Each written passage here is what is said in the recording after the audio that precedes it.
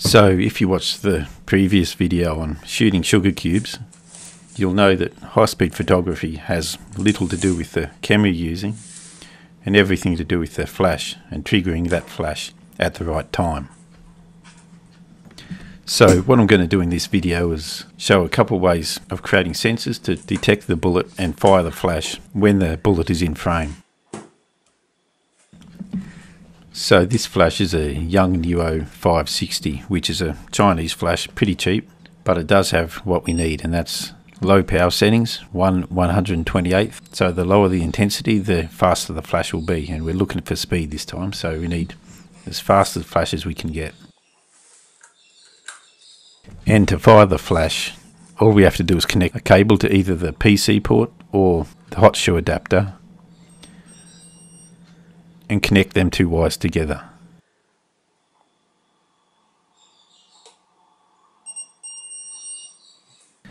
So first up, I'm just going to make a really simple trigger out of a couple of sheets of aluminium foil and a piece of cardboard. This is actually aluminium tape, which is a bit easier to use.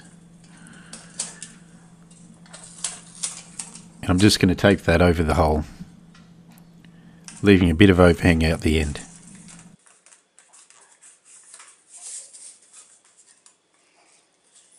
Repeat that on both sides.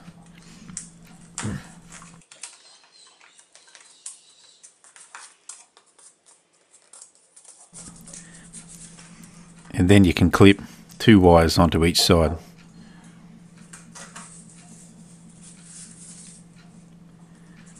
So now when the bullet passes through the centre, it'll make a conductive path, connecting both sheets together and firing the flash.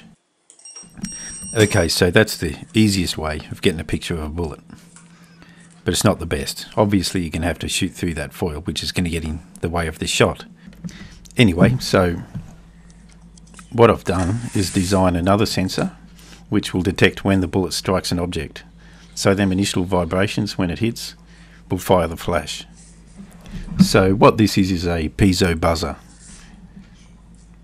and when power is connected to that, it'll run through a driver which will put high frequency pulse of electricity into a piezo transducer and make a loud buzzing noise. So they're used in fire alarms and truck reversing beeps and things like that.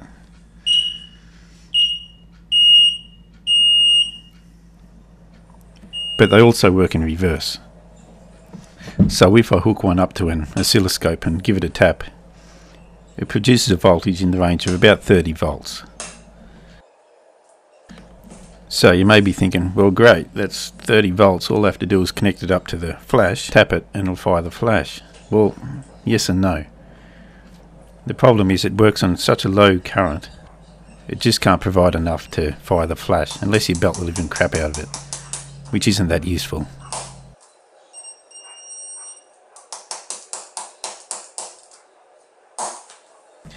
So bear with me here, I am going to pull the guns out later.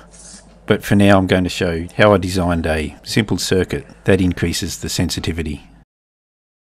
So including the flash, it's only 4 components, and at its heart is a transistor. So what happens is the current from that piezo transducer is run through a resistor to protect the base of the transistor, which is quite sensitive to overcurrents.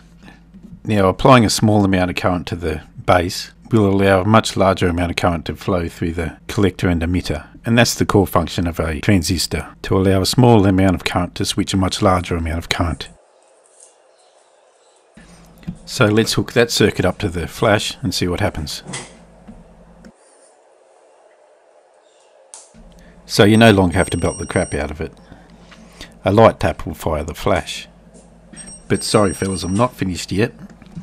I'm going to try and teach you my bastardised version of electronics, even if you don't want it, because I don't think it's sensitive enough. We're trying to detect the bullet striking something on the sensor, not striking the sensor itself. So now we're going to exploit the other property of transistors, and that is that the current flowing from the collector to the emitter is proportional to that flowing into the base. So what I did was tap some of that current coming from the flash and direct it through the base of the transistor. And what I also did was flip the transistor around. So the collector and emitter have swapped places. This is going to change the properties slightly because they're not exactly symmetric. and the effect that had was that I could use much lower resistance values for that tap. In this case, 100 kilo ohm was about right. So what that's doing is applying a little bit of current constantly to the base, which means a little bit of current's flowing from the collector, or in this case, from the emitter to the collector, but not quite enough to fire the flash. So now the piezo transducer only has to provide that small amount of current to tip it over the edge, in effect increasing the sensitivity of the sensor. So let's see what that does. So now it's considerably more sensitive and can detect the vibrations through that rubber mat. But I'm sorry girls, I'm not finished yet. Let's add variable sensitivity, and that's really simple. So swap out the 100 kilo ohm resistor for a 47 kilo ohm resistor and a 100 kilo ohm potentiometer, which is just a variable resistor. And now that we have its final form, I'm going to mount it inside some polycarbonate sheet. So I did use a couple sheets of polycarbonate and a sheet of rubber to keep things as a solid unit.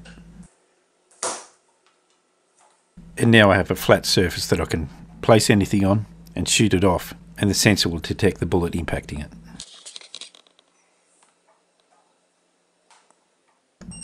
And because it has variable sensitivity, I can either detect the bullet hitting it, it'll even detect a small bit of tissue being dropped onto the top of that polycarbonate sheet. And dialed right up, it'll even detect sound, so I can detect the gunshot. And now that that's all complete, we just have to wait until it gets dark. And the rifle of the night is the Browning pump action 22.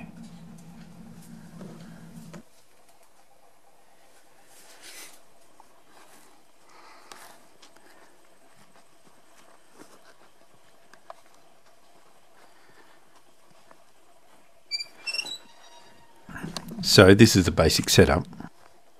So I've got a tin pot sitting on top of the sensor, the flash pointed at the top of the plate, and the camera pointed at that. So what I'm going to do is set the camera to 1.6 second exposure on a 10-second timer.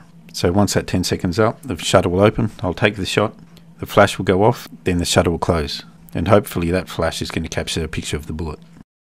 So this is a piece of chalk. So it is an action shot, but there is no bullet, so I'm going to have a play with the sensitivity and try a few more shots.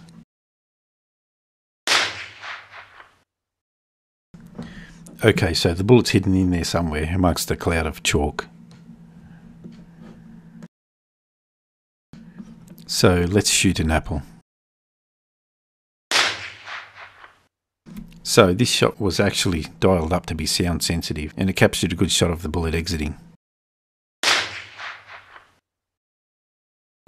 In this shot I missed, but what it does show is how far the bullet travels in the duration of the flash, which is about 40 microseconds, and that shows the limitation of the standard camera flash.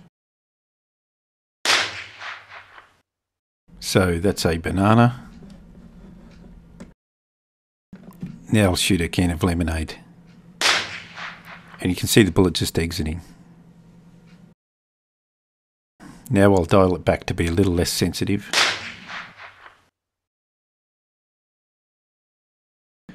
Okay, now I'll try the foil trigger that was shown earlier in the video.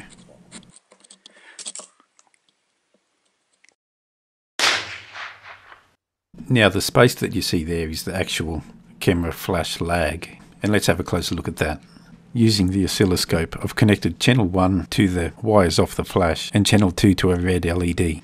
Now I'm going to point the flash at the red LED and connect the wires together. So what you're looking at is the triggering of the flash, 300 microseconds of lag, the internal high voltage pulse, and the light as detected by the red LED. So if we take that 300 microseconds, divide by 1,000,000 to get seconds, times that by 216.4 meters a second, the velocity of the bullet, we get 6.5 centimeters, and that's what we can see. Anyway, let's shoot at the apple again, but actually hit it this time.